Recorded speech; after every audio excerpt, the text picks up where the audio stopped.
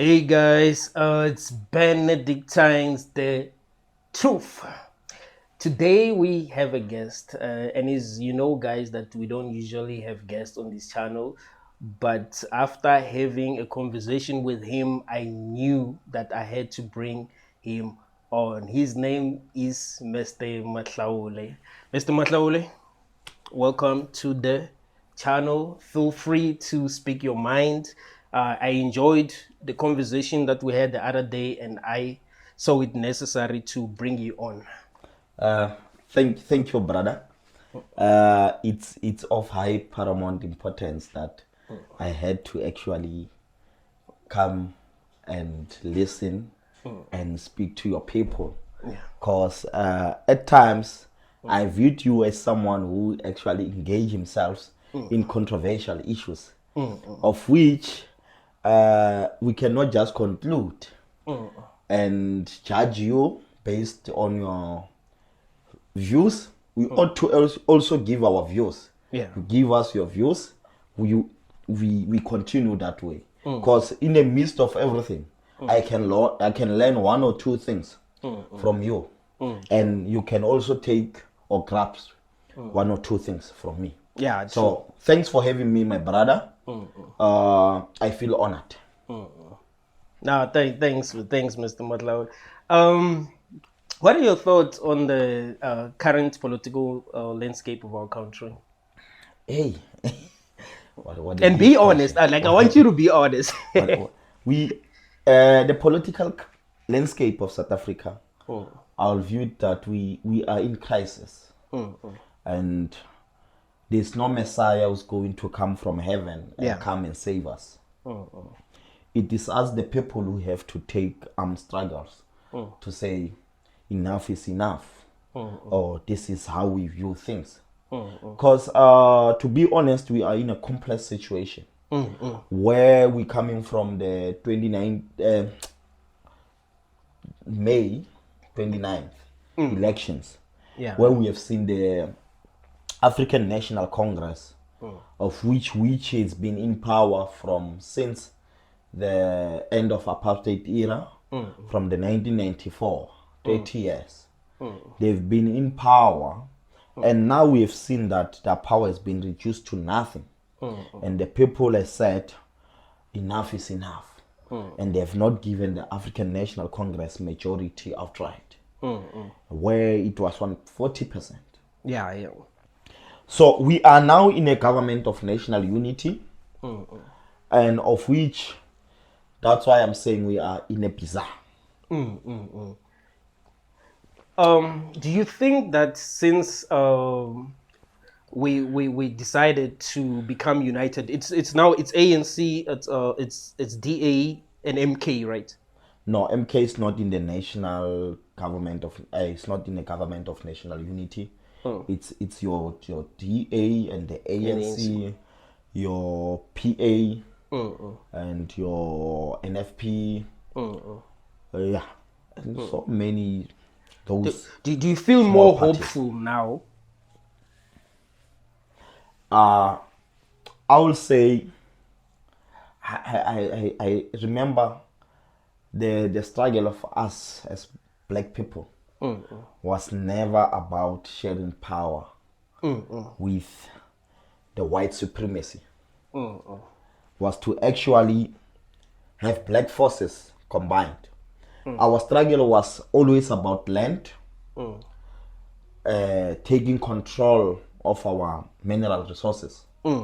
So today, what the ANC did, they've just shown us a middle finger to say, you South Africans, you must know that we don't care about the land. We don't care about the mineral resources that comes with the land. We only care about pleasing the white supremacy, of which we are able to please both madam na bas. If the ANC was serious about having the land back to majority of black people whom have suffered under the apartheid government, the ANC was gonna call all the progressive parties. What do I mean about the progressive parties? I speak of those parties like your EFF, your MK, because they speak one thing, saying one thing as the Freedom Charter. When the ANC drafted that Freedom Charter, they were speaking of land. They were speaking of nationalization of banks, nationalization of mines. So the EFF is promoting that. The people have spoken. Now, for the ANC to go into a national government of what do they call this thing? GNU, Government of National Unity, with the DA. It came to me as a sellout position because remember, as I have said, our struggle was always about getting land back to the people. Yeah. And with all that being said, the DA is not prepared to engage in such conversations. They believe that the land must not go back to its rightful owners. They believe that they should not have a minimum wage. They don't believe in the national state bank.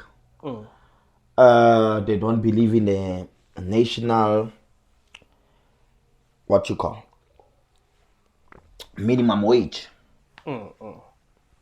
So the DA doesn't represent anything that is near to what our struggle icons fought for. And looking into the future, we're going to have a very serious problem. Why am I saying so? We are living in a communities where we are poverty stricken. Yeah. I can tell you, my brother, me and you, we cannot afford a loaf of bread from the 1st until the 31st of the month. I'm saying, what I'm trying to say here and show you is that I can't, even when I'm working like this, I can't buy a loaf of bread every day, of which cost 20 rand.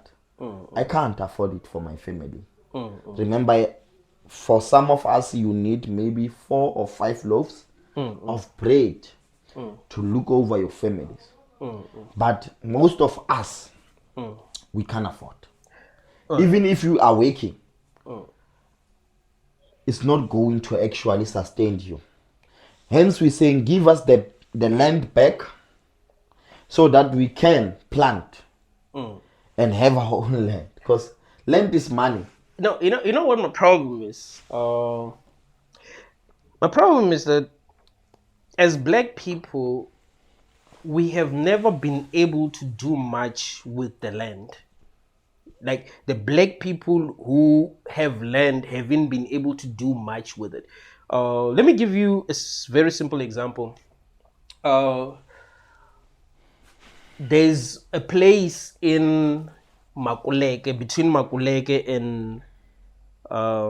and C, right? There's this guy, this white guy who employed a lot of black people. They're like more than 400 black people. He has a farm where he planted bananas. He's selling those bananas. So he employed more than 400 people, right? He's a white guy. My problem is that we as black people have not been able to use our land in a way that actually, makes us money. That's my problem. So, do you think that if we were given our land back, we will actually be able to make money and not end up in the same place that we're in, or in a place that is actually much worse than the place that we're in right now?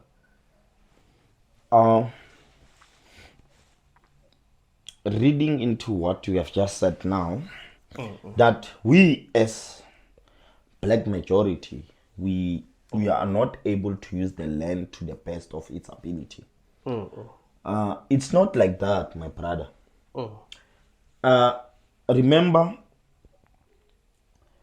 we used to plant, we used to ensure that we harvest, and we do the bartering. We used to trade like that. Yeah, I remember. So now, the question or the issue now is, we should just take back the land. We are in government. And should we feel that our people are not well equipped, we ought to train them on how to effectively use that land. I mean, that would be brilliant. And I actually agree with you, because I do believe that if we were just given the land back and nothing else was done, they just said, okay, here's your land. Here's your land, Mr. Baloyi. Do what you want with it. I don't know if I would be able to do much with it. So that was my concern.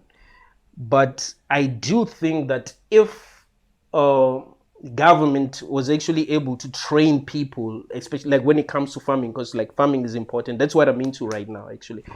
I do believe that, yeah, we will be able to get somewhere. But I also think because South Africa doesn't only belong to black people, right? It also does belong to white people. I do think that we need to meet each other halfway. We shouldn't say that, well, only black people must be in power, right? I think we must actually be able to work together. So that's actually my problem with what you were saying.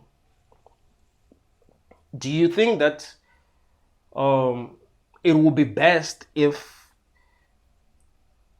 we had a government that only empowered black people without like looking at white people? And if that wouldn't be good, wouldn't it be best that we work with all races in South Africa? It's not just white people, like Indians, like everyone should be involved, because we don't have the same interest at the end of the day.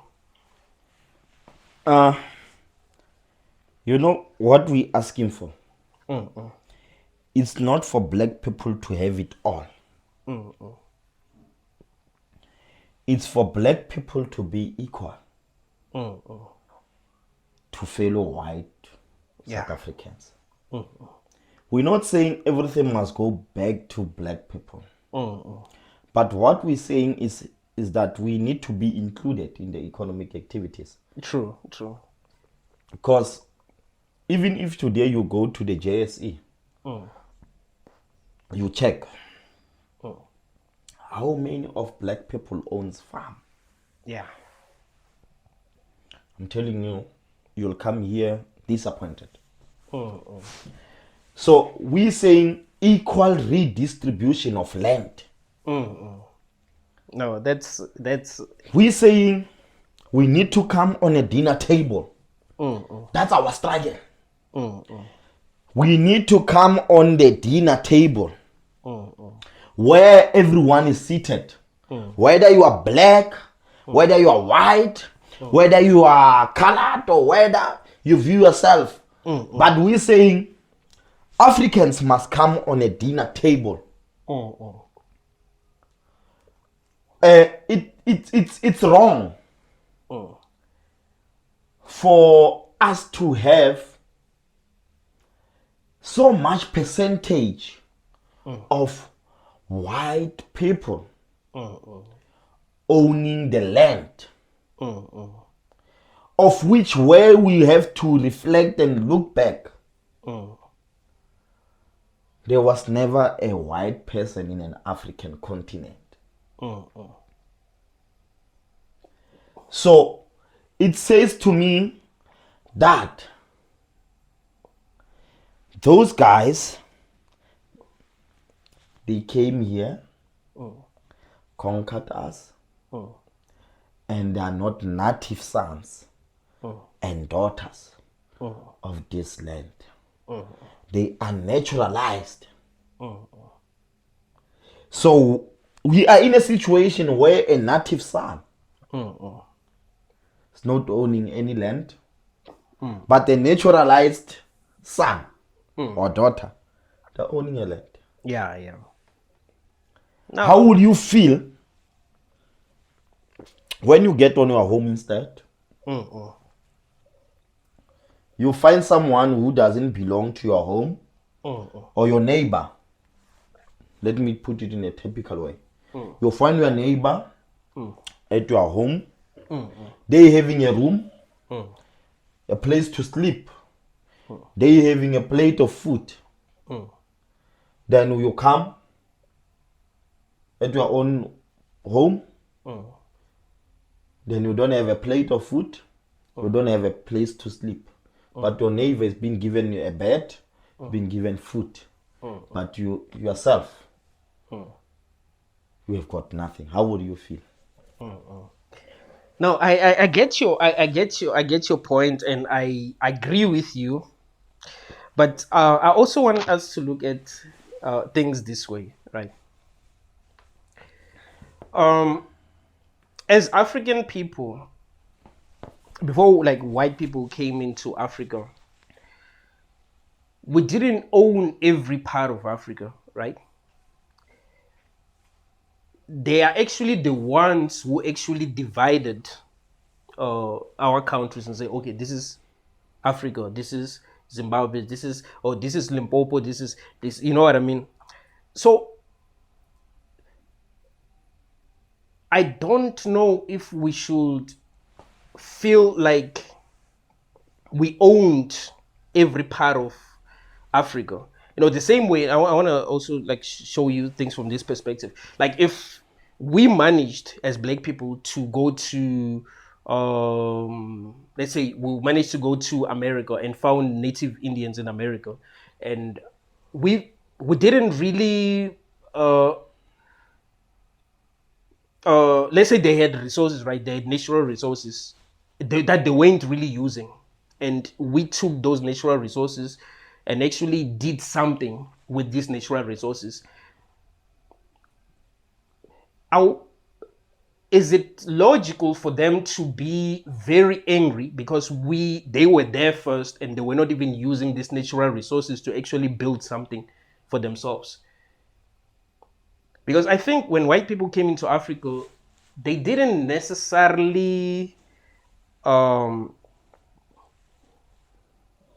take every part of our country, right? They actually settled in one place and they did their own thing there. They were able to build their own thing.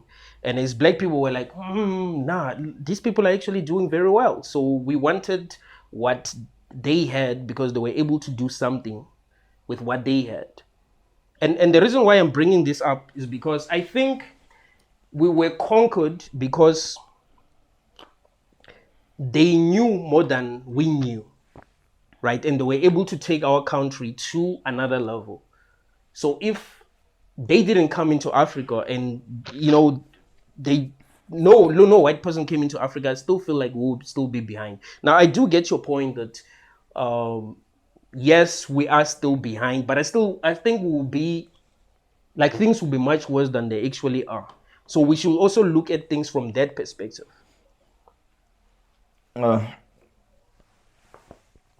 The question was, should ever been that the white people don't come to our continent, will we still be fine with it? Not fine, but Or will we be where we are today? Yeah, or even needing the things that they took from us. Okay. There are things that they took from us, but were we even using these things? Okay. Should I come to your home state and find you not using that big pot to cook? And I start teaching you how to cook on that pot. Will you still be fine with the fact that I come and take that pot from you because you are not using it? Wait, you still be fine to say, it's fine. I was not even using that pot. Let it go. But you have taught me the value of that pot. Yeah. So I must also benefit from that pot. 100%. I agree. So why would you take everything? I mean, literally everything from me. And without me benefiting. Okay. Exactly. Why don't you say, Lou, please sell me this pot? No, I agree with you. Even if I 100%. saluted you with 5 rand, I would have benefited 100%. from it. And But my problem is one. Many of our forefathers, they've never benefited from the land. yeah, you're right. That was stolen from them. The reason why I was bringing this up was to also show you that there is something that we benefited from white people coming into our country. My brother, as much as we need white people, they need us. 100%. We need each other. And you must never find my comment as racist. No, you could. What I'm trying to say is that we need each other. We don't need a situation where one sees themselves as superior from another one. Yeah. We saying we are all human beings. We've got our own mistakes. Yeah. We are willing to forgive you for the past. Yeah. But before we can forgive you, give me this piece of land. You take this, I take this. Let's equally distribute this. This pie. If it's 100%, you get 50, I get 50. Then we move on. Life continues. I value you, you value me. You treat me with humanity, I treat you with humanity. Then that's all. Because just think if we were in a society where we all see ourselves as equals. We don't actually. I can tell you, my brother, you can go to a bank today, apply for a loan. They will give you apply for 100,000, they give you 100,000. Then you pay another 100,000 on top of that 100,000. Then your fellow white guy comes, they apply for 100,000, they pay 150, they pay 50,000 on top. No. So no, it is true. Where is equality there? No, you are 1,000% right. Like, you know why? You know why they will pay the 50,000 on top of that 100,000? It's because of they've got resources. They've got assets, lifetime things. We're talking about land. Yeah. They've got land. They attach their land there. Then they are not a high risk. Yeah, 100%. That's when you go there, you are a high risk. Yeah. We must check your credit. We must check your history. We must check what asset are you owning. They find that you're only having a bicycle. And I wouldn't say they're wrong, but I want to show you something. I'm not saying that is fair. Like what that is completely not fair. But I think we should have been the ANC government should have been able to empower black people, should have been able to educate black people so that when we go to a bank and try to get a loan, they don't look at us and be like, okay, you know, if we give this person 100K, chances are we ain't getting it back, you know? And they look at a white person and be like, no. Chances are we're going to get it back. So we shouldn't be that concerned. So I think we have been put at a disadvantage as black people, like 100%. Growing up, the schools that we have attended, we didn't even have a science lab. We didn't have much, honestly. So I think the problem is that as black people, we weren't given the same opportunities that white people were given. So the banks are not like racist. They're just trying to minimize the risk. You know, like they have to figure out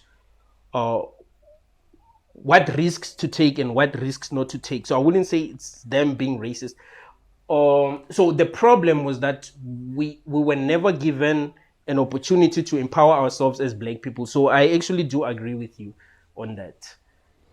So the problem is that the gap between black people and white people is so huge that white people were given a lot of advantages than we've been given.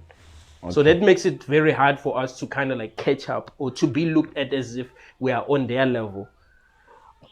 But I still think the better way to fix the problems that we have really like should have been like empowering black people more than anything than to just be like, okay, you deserve this land, so I'm giving you this land. The white person deserves this land and I'm giving them this land. Because if they're not well educated, chances are things are still going to become worse. You can give them land and you still things still become worse. And I'm not gonna lie to you, I feel like the education system has failed us as black people. Like we're not dumb. We're very, very intelligent, but then we weren't given the same opportunities that they were given. So I think that's why there is no balance.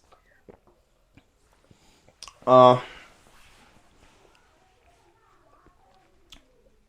should we continue in this way? We'll continue to suffer the injustices, inequality, and all manner of sort of racism or tribalism that we face within this country. But what comes more into my mind is, yes, we were previously disadvantaged, but in the midst of all this transition, we don't need to oppress white people. Yeah. We must not say we taking this by force. We're not taking everything by force. But what we're saying the government must be the custodian. Yeah. No, I agree. Of this land. The government must be at the center of every decision. The government should have played a role to ensure that everyone is equal. It should have. It should have played a very crucial role on ensuring that they go and check which land is being used, which land is not being used, and capitalize on that.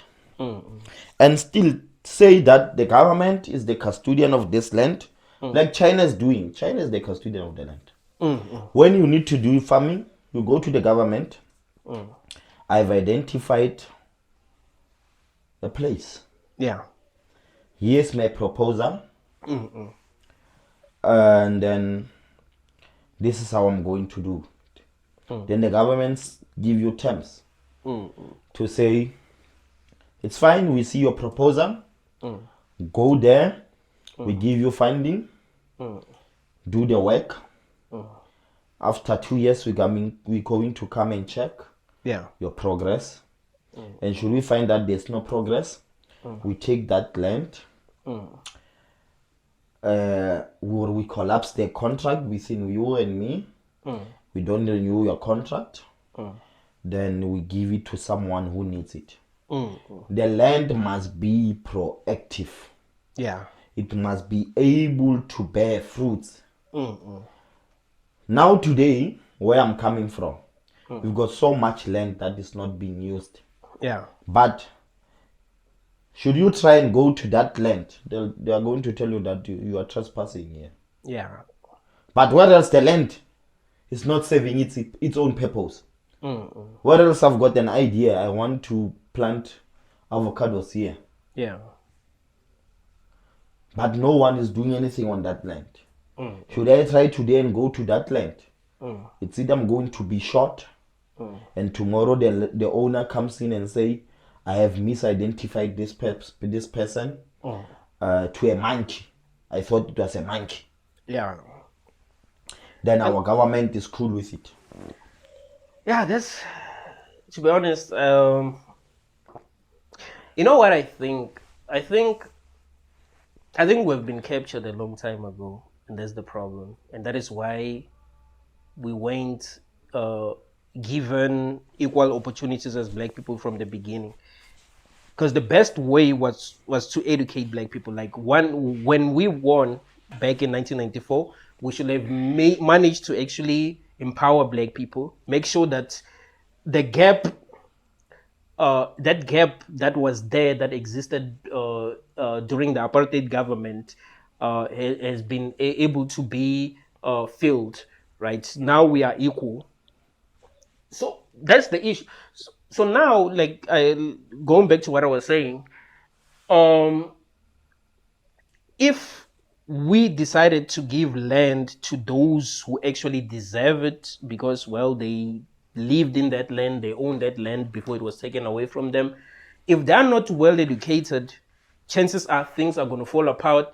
And then we go back into saying, no, it's because of this and it's because of that. So the real problem is that the current government didn't do what needed to be done to empower black people. And another problem is this, and this is a very, very big problem for me.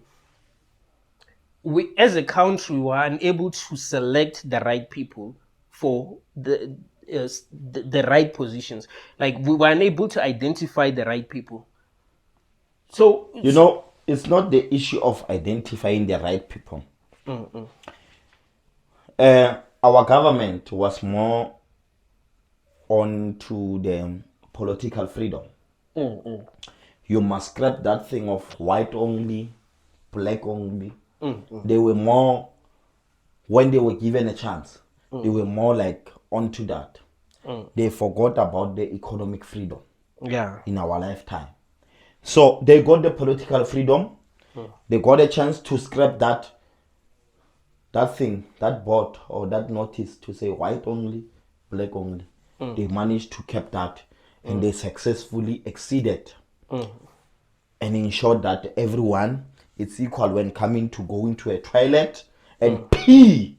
But when coming to land, when it comes to economic freedom, in our lifetime, they failed us dismally. So now I they never saw it in that way, that we must say to that young man, hey chief, what are you doing with this land? 100 hectares alone. Let's give it to fellow Mahaola there, so that he can plant and harvest from it. They failed. Then they remain comfortable about it. Can I be excused a minute? Yeah, you can do. When it comes to like politics in South Africa, we are really going through a lot as young people. Like, to be honest with you, I still think that if we were willing, like as black people of South Africa, if we were all willing to make things better for everyone, not just for ourselves, we would be able to make things better. But I've lost hope because of how we think as black people. Like, we think for ourselves. We don't really think about everyone else. And we don't notice the gap between us and the people that we are supposed to be competing with. I mean, and whether we like it or not, life is competition. Life is competition. If we are not empowered, we're not going to be able to do things that are actually going to be able to put us in a better position. And I think that is the problem. As I was having a conversation with Mr. Mahlaule, I remember mentioning that there is a farm in one of our villages. There's this white guy who has planted bananas, and he's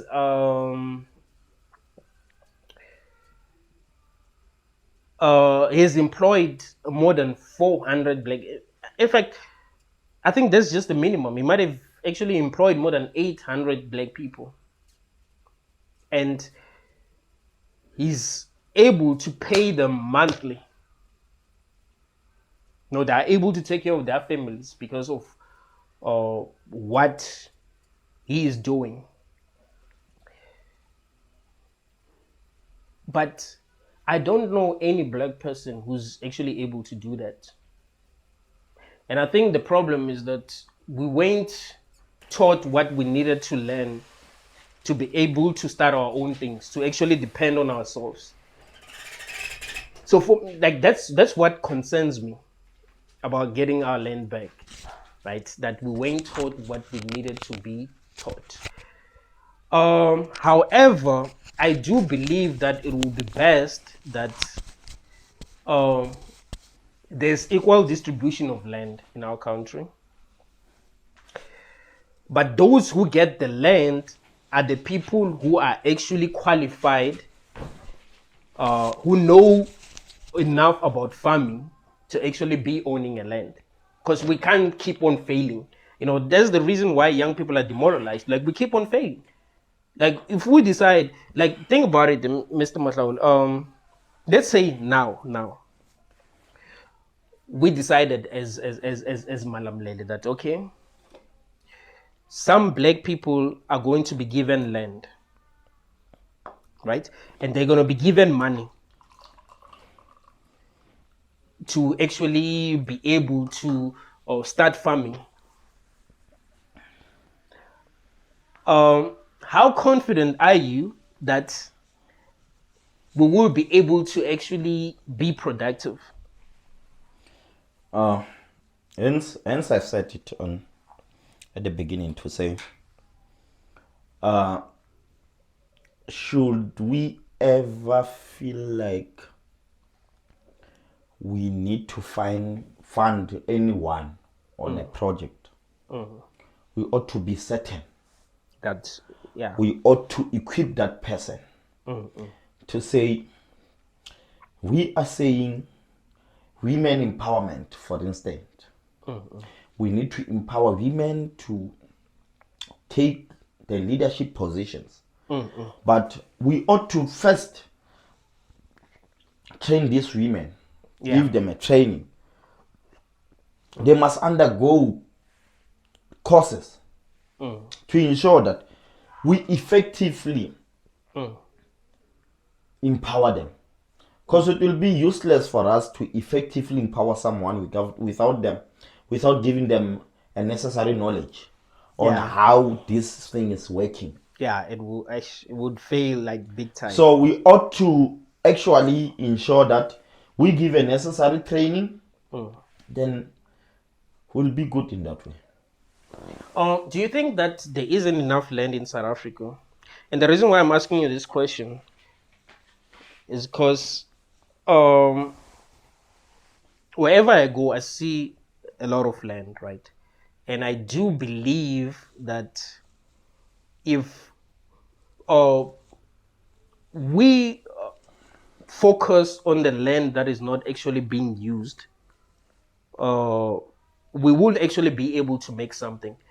Because the problem is that if we just let me give you this simple example. Let's just say, okay, there's a white person who owns the land and he's actually doing something with that land, and there's a black person who used to live in that, like, let's say their ancestors live in that land and they want that land. Chances are, if they get their land back, they won't be able to make something of it. So shouldn't we now say as a country that, okay, those who have lost their land, they should be given new land? Let's say they want a farm, they are given a farm and they're actually given the funds necessary, even the training necessary to start their own thing separately. Don't you think that that might actually work? The government has tried that. The government has tried that with the land reform. And to say those who were previously evicted on their land unlawfully so, here's the opportunity, we're presenting it to you. We're going to actually give you a land, but not necessarily the very same land where you were. Yeah. But understanding a nature of Africanism, we are too attached to our ancestral line. So many of them wanted the very same land where they were. Okay, it's fine. but they couldn't. Some they won, some they were given another land.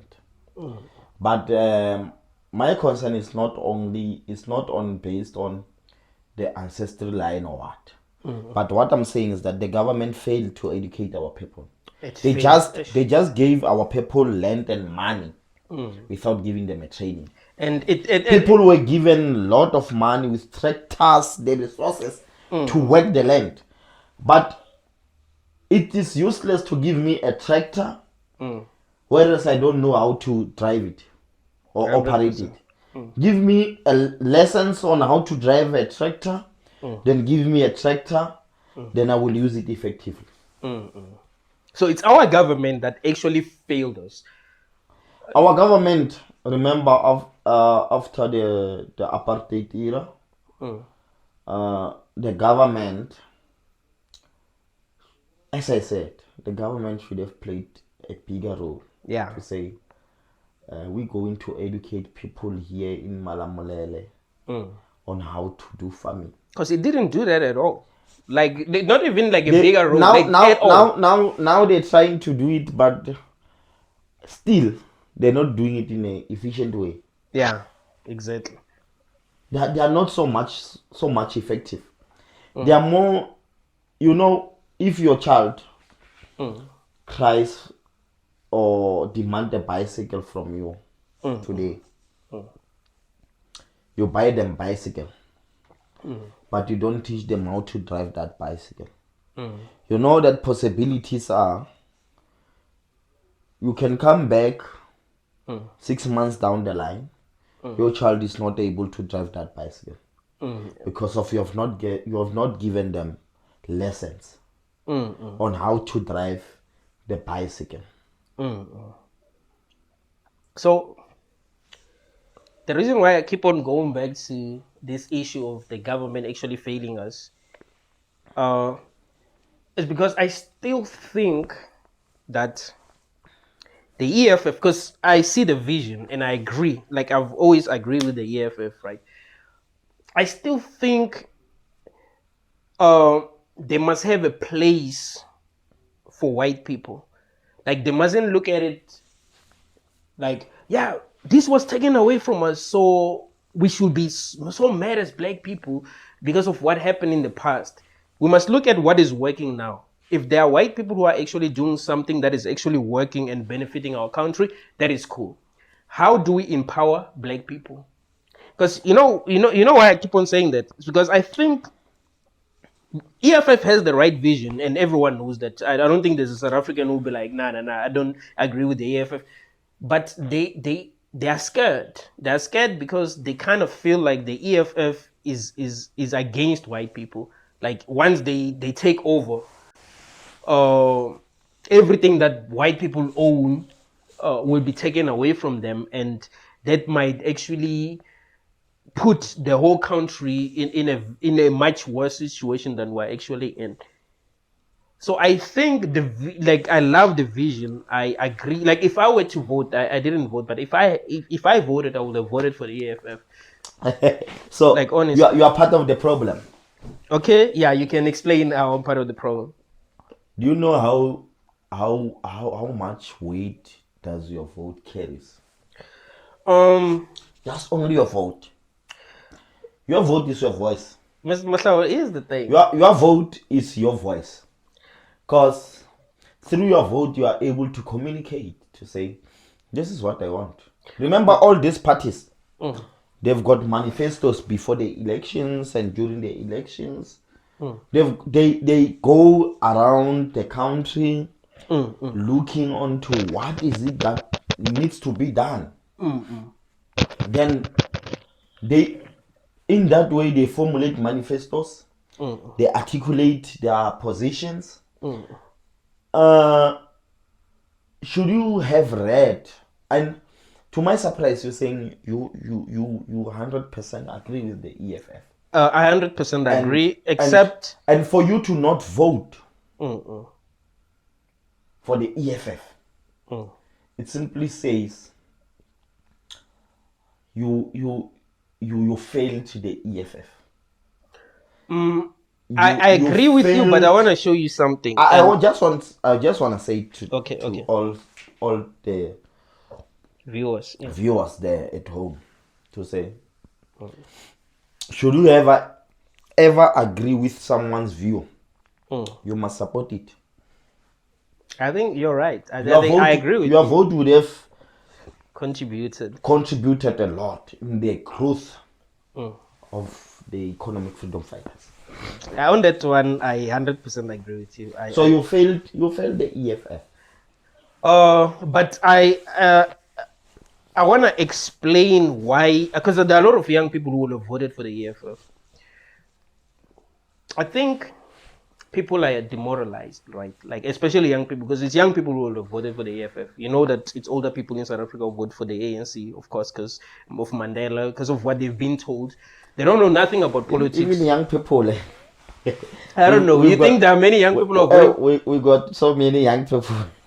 Nah, I don't think so. Except for the ones who are employed by government. You know, the problem is that those who are employed by the government, they think that they are employed by the ANC. Exactly. They're comfortable. They're not facing the problem that other young people are facing. They don't actually take a time to actually study on how the government is working. Yes, the ANC might be the government of the day. But at the end of the day, the government is not the ANC.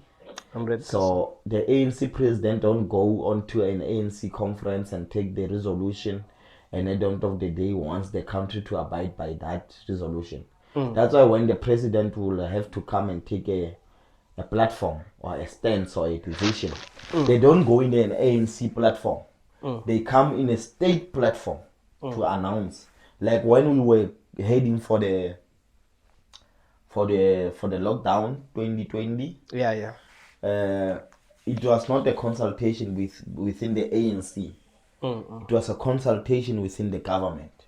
Like now we are in a government of national unity. It must speak volume to say that the government is not the ANC. Whether ANC policies, yes, the ANC deploys the president. If the ANC wins the elections, yes, the candidate who is the president will oversee the state and ensure that they establish what are the resolutions, because the people have entrusted the manifesto of that a certain political party to say, we believe in this manifesto, can you please go and implement it? Then that's the role that the president has to play. But the problem becomes when the president doesn't implement the manifesto of which the people were engaging between. You see, then it's a problem. Then the question will be, where are you taking the agenda? Because the people have spoken and said, this is the agenda that we fell in love with. Go and implement it to make South Africa better. Does it happen that the president then say, no, like, no, I must stand alone, I must stand with my people, like the people in who are in the same party? Okay. Remember it doesn't for you to have views, it doesn't make you right.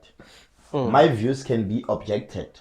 But in the midst of everything, I must take time to listen to what other people are saying. If other people they're saying, we don't believe in this, can you do it this way?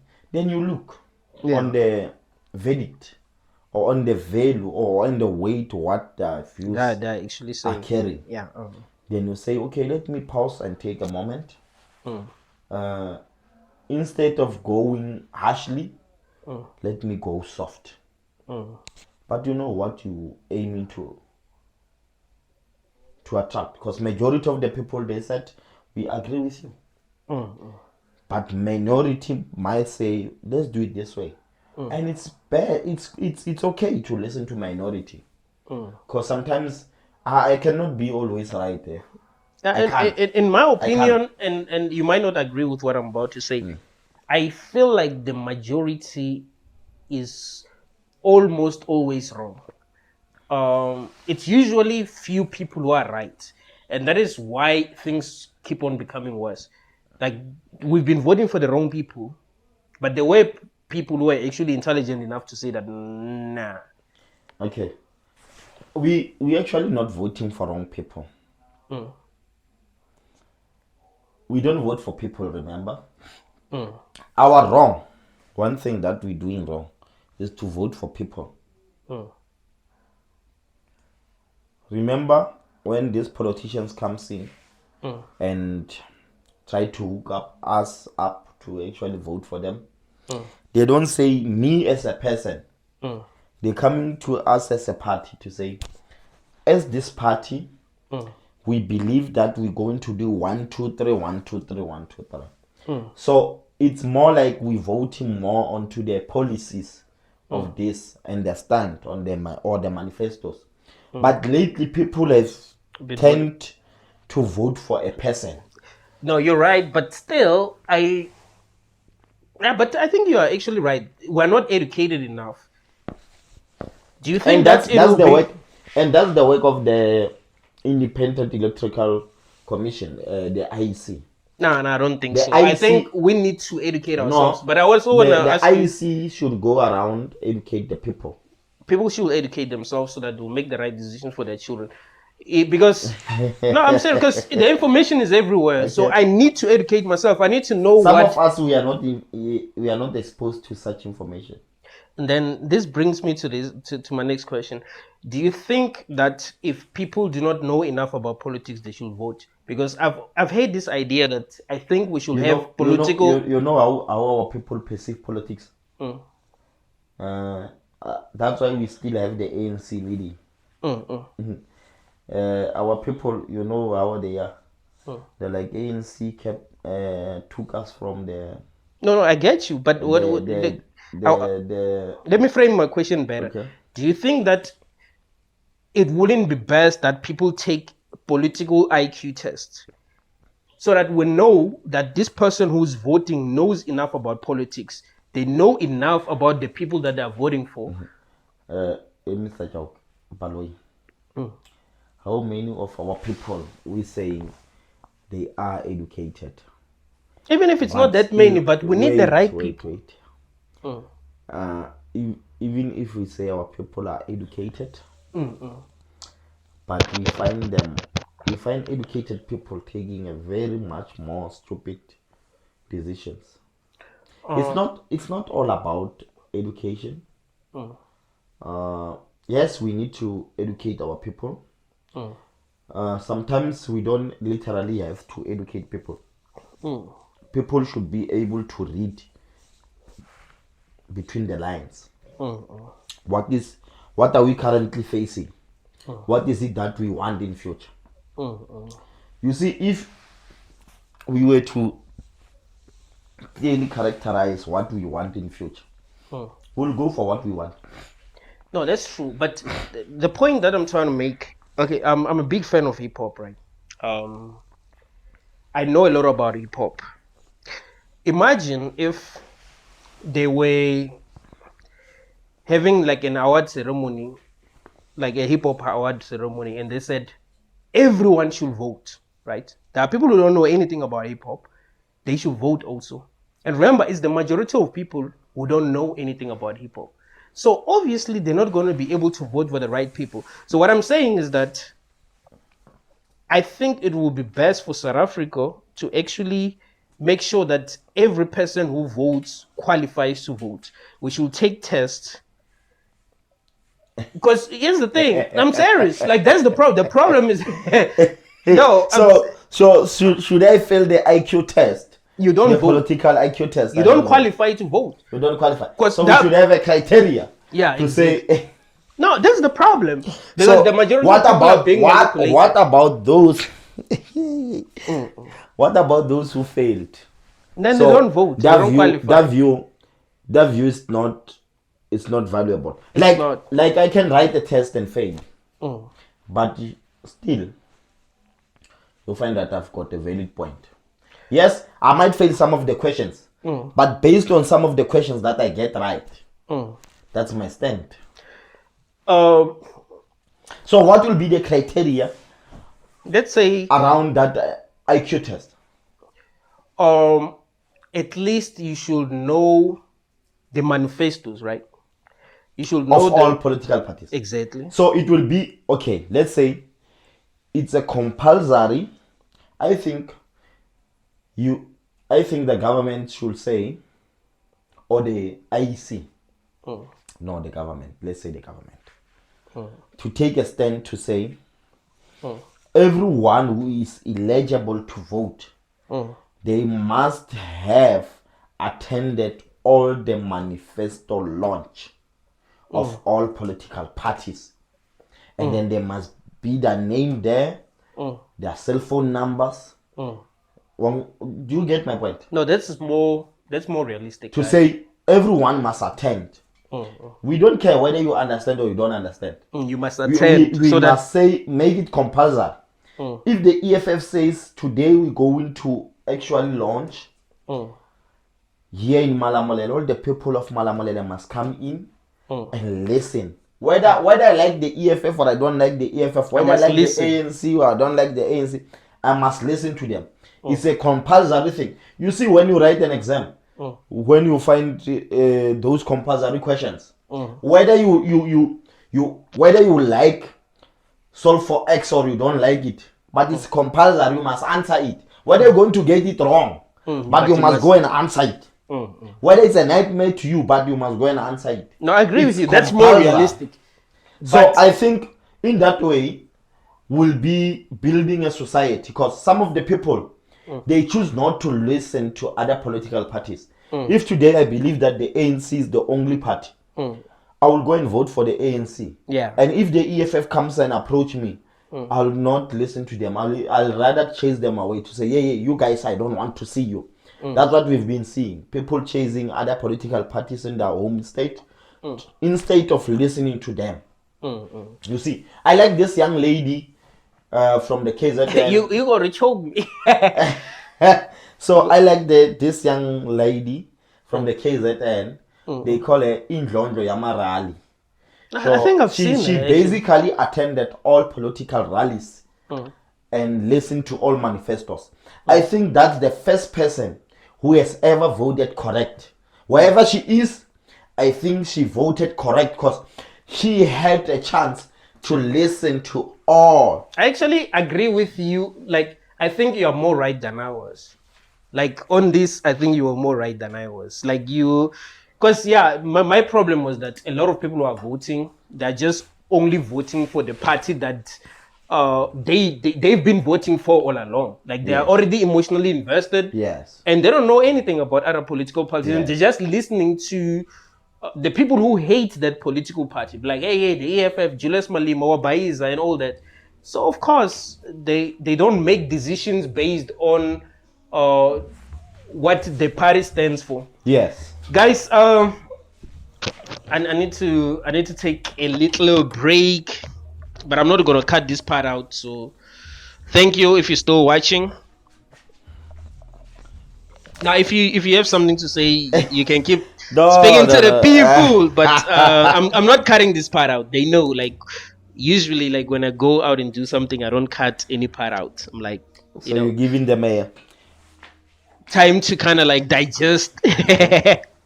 Because I really say controversial things on this channel, and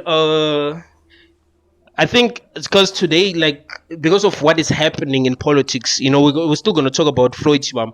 We never got time to kind of like talk about my philosophies, but I want us to talk about my philosophies. Remember when I told you that I don't want to bring kids and whatever, so we're going to talk about that some other time. Yeah, but let me take a little break. Almost 1 hour. No, I'll be back in a few seconds.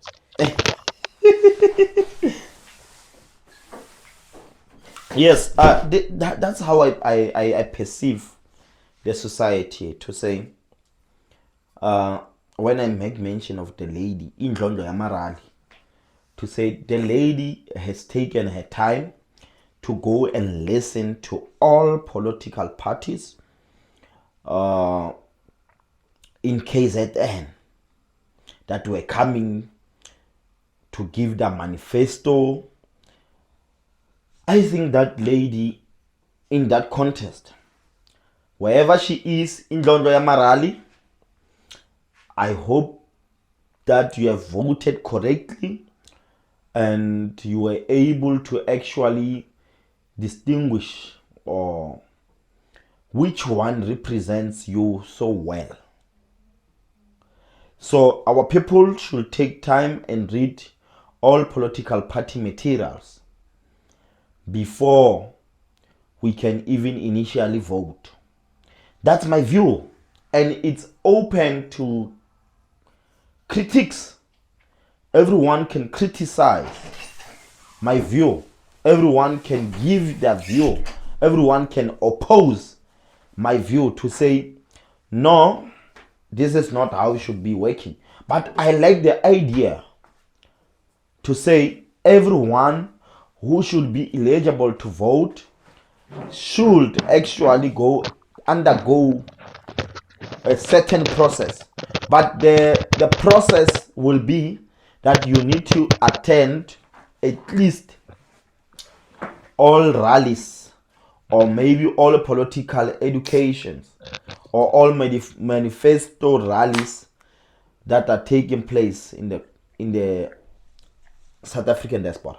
I mean, that's the ultimate solution. Okay, let me tell you why I didn't vote. I didn't vote because I felt like a lot of people who are voting don't know anything about politics. So even if, because I'm just one person, right? Mr. Baloy, if I were to ask you, have you ever taken the time to read how many of those parties have you read their manifesto? No, that's a good question, and I'm going to be honest, not many. In fact, I might have only read the manifesto of the ANC, and that was years ago. And that is remember wrong. Every election, but also every election they develop manifesto. Yeah, exactly. But I also want to say this: it's not that I've been following politics. I do watch a lot of videos and I do listen to the people who represent each and every major political party.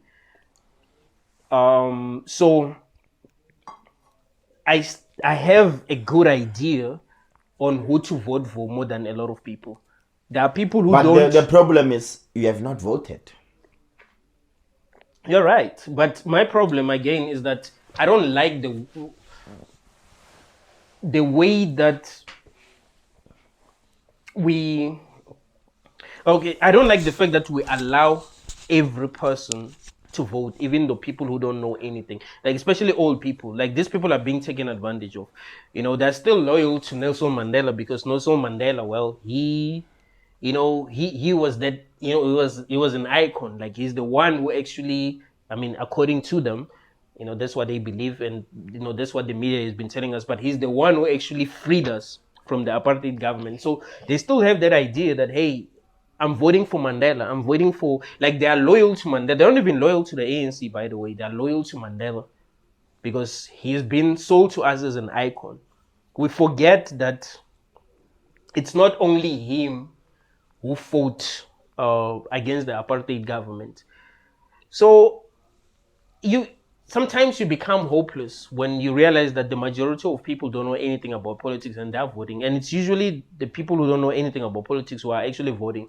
A lot of young people have given up. Like, let me tell you why people have given up. They've given up because, let's say you know what is right. It's much harder for you to continue to support what is right when there are a lot of ignorant people who don't know what is right. Let me give you a simple example. Let's say you was telling me something that was true, right? Like something that you knew beyond any reasonable doubt that was true.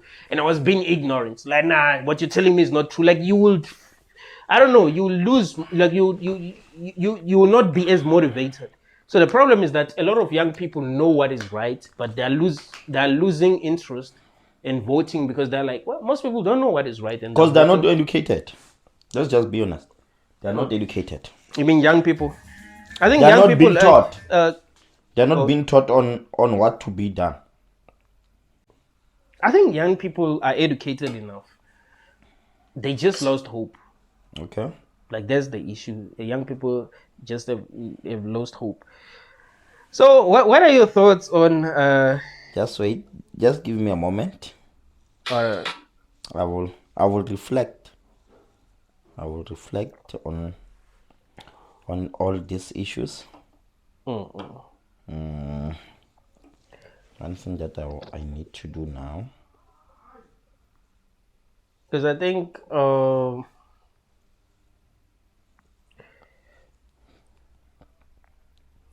it really doesn't help when people are being manipulated into voting for a certain political party. Okay. And I actually had this problem. I don't think that campaigning is actually necessary because there are political parties with lots of money, right? So they're able to campaign more. Yes. And there are political parties without money, so they're not really able to campaign. So Yes. I hope this doesn't fall. Yeah, but there are political parties that are not able to campaign. So that puts these political parties at a disadvantage. So the political parties that are able to campaign more, they're able to get more people because, well, people don't do research. That's another problem. That goes back to what we were saying, that it will be better if people who are allowed to vote are people who have attended every rally. Because we'll know that, okay, these people know enough, at least. Yeah. You know, they gave each and every political party a chance, right? Yes. Rather than just choosing the most popular political party or the political party that came into their town. Because I think that is why the ANC keeps on winning, is because they're able to go everywhere. They have a lot of money. Like they're, you know. Yes. So that's another problem. But I want to hear your thoughts on what's happening in the EFF now, because it seems like a lot of people are confused. Right, like no one expected what is happening. Like I didn't expect what is happening at all, and it's, to me, it doesn't make sense. Okay. just hold on. I just want to do something. Sorry for interrupting you. No, don't worry, don't. So one of the most popular political parties in our country is EFF, Economic Freedom Fighters. So there was a guy who was admired. You know, he actually is one of the co-founders of that political party. His name is Floyd Shivambu.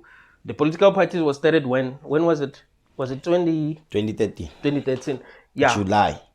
So it became a very big political party because of these two guys, Julius Malema and Floyd Shivambu. Yes. But Floyd Shivambu 3-4 days ago decided to leave the EFF, which is weird because you never expect that to happen. I mean, he's like the co-founder. He's one of the, like, he's popular. I mean, he's the second most popular person in the EFF, right? Yes. Exactly. True. So it's weird. It's very much weird. So what I think, and I know a lot of people, I mean, okay, some people might actually agree with what I'm going to say, but I think he is still a member of the EFF. He's just trying to make it seem like he's not the member of the EFF so that he will be able to conquer the other, because he went to another party called the MK, right? So he might be trying to conquer that party from the inside. It's like how Neo destroyed the Matrix. Like he had to, destroy it from the inside. So I think that's the strategy. I don't think he left the party. I know a lot of people believe that, hey, he left the party, but why would he leave the party? It's not like the party is actually doing bad. Like, in my opinion, the EFF is still not doing bad. And it still can do better than it's doing, especially if they can uh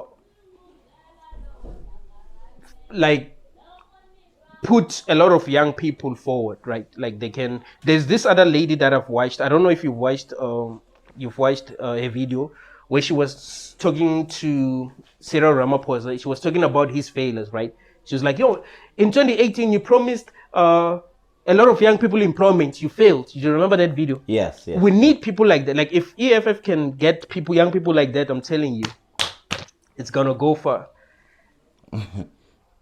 So So yeah, you need I wanna know your thoughts on what happened. you want to hear my thoughts on the current political landscape Yeah. or current political development where Mm-mm. Shivambu left the economic freedom fighters, Mm-mm. and I'm of this view that Julius has made it clear Mm-mm. to Shivambu to say, should you ever feel tired of my leadership, Mm-mm. my doors are open for you Mm-mm. to come and tell me that, Julius, I'm tired of you. Mm-mm.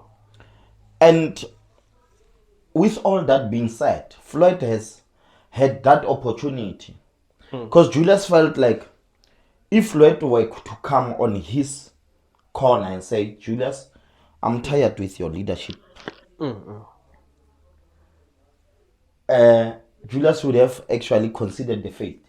He said, I'm going to actually accept it without any fight because I will know that it's coming from a very good corner.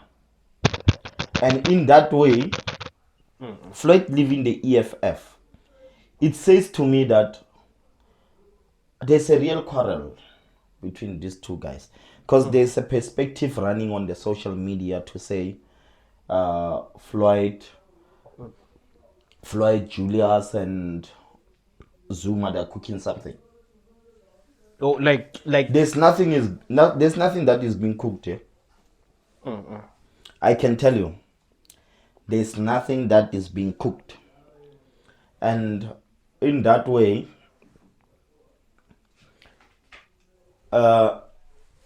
if Floyd were clever and not a coward, brave enough, he would have approached Julius to say, Julius, I'm not happy with your leadership.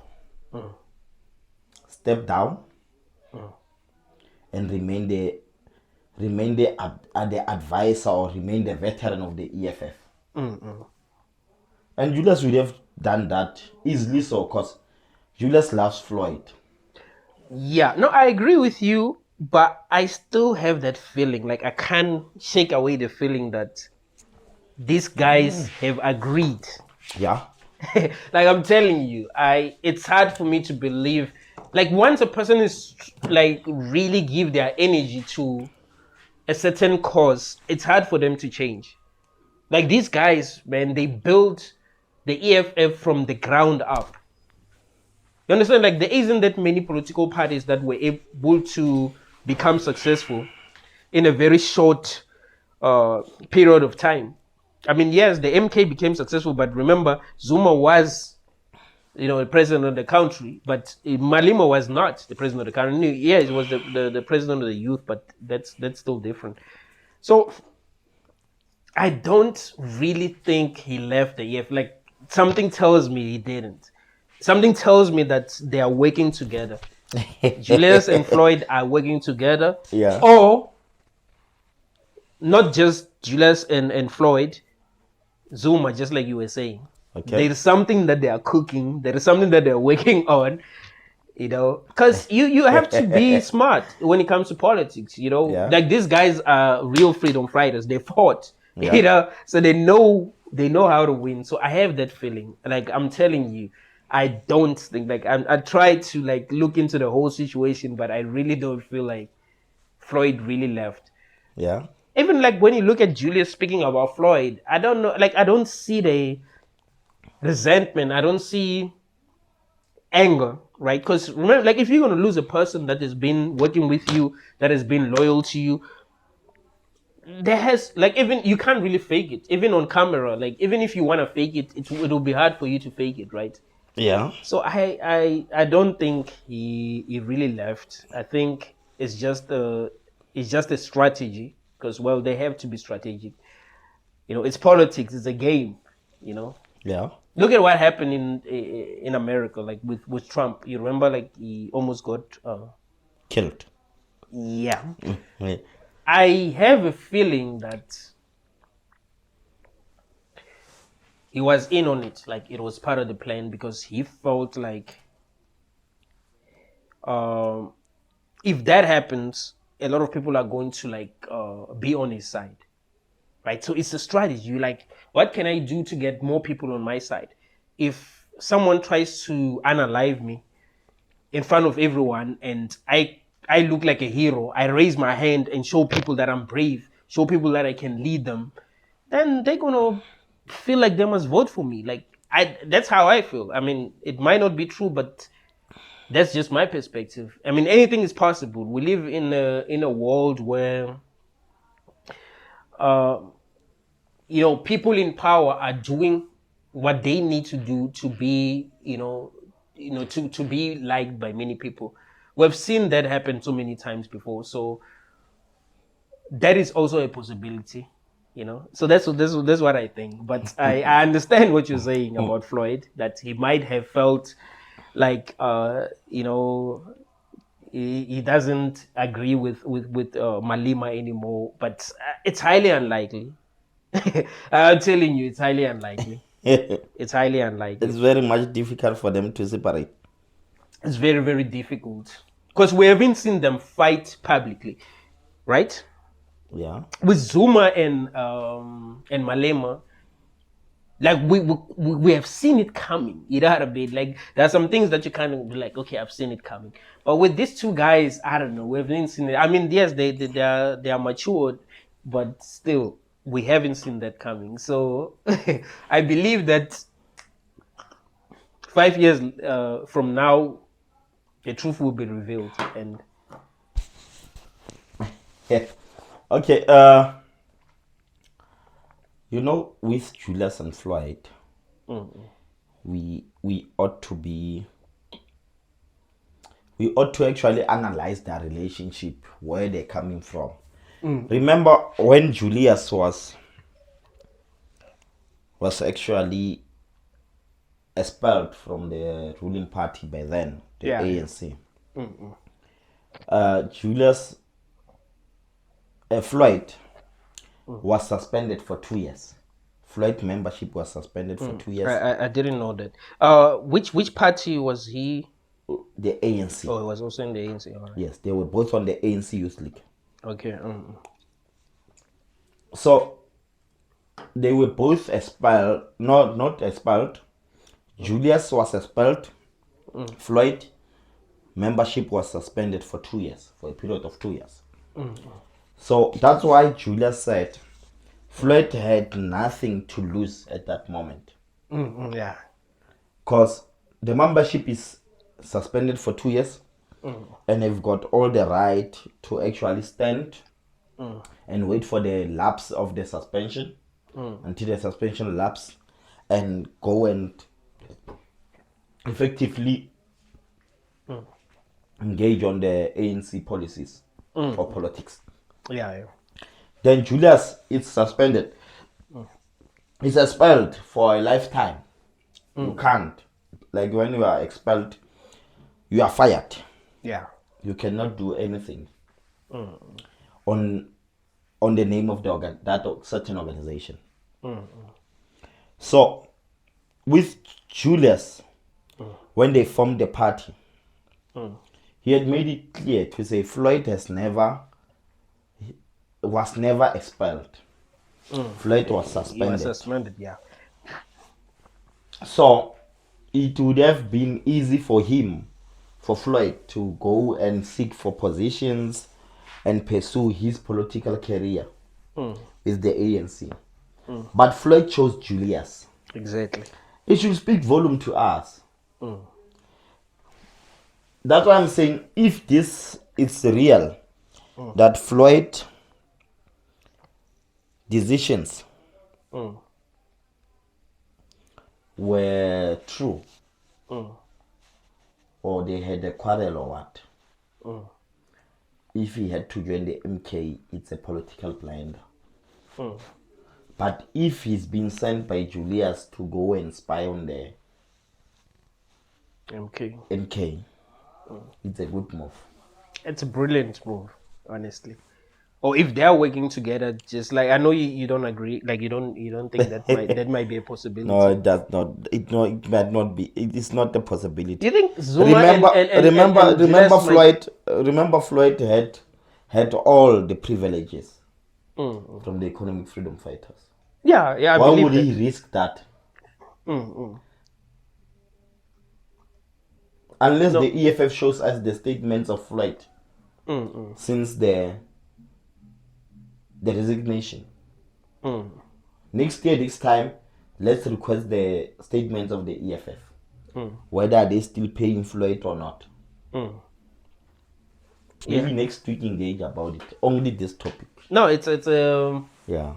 Like it's worthy. Like it's worthy of the time that we can give it. Like we can dedicate the whole episode to that. Yes. Because it's something that was unexpected. It's something that was like totally unexpected. True. But yo guys, thank you all for being part of this. Thank you all for watching until the end. So thank you all guys.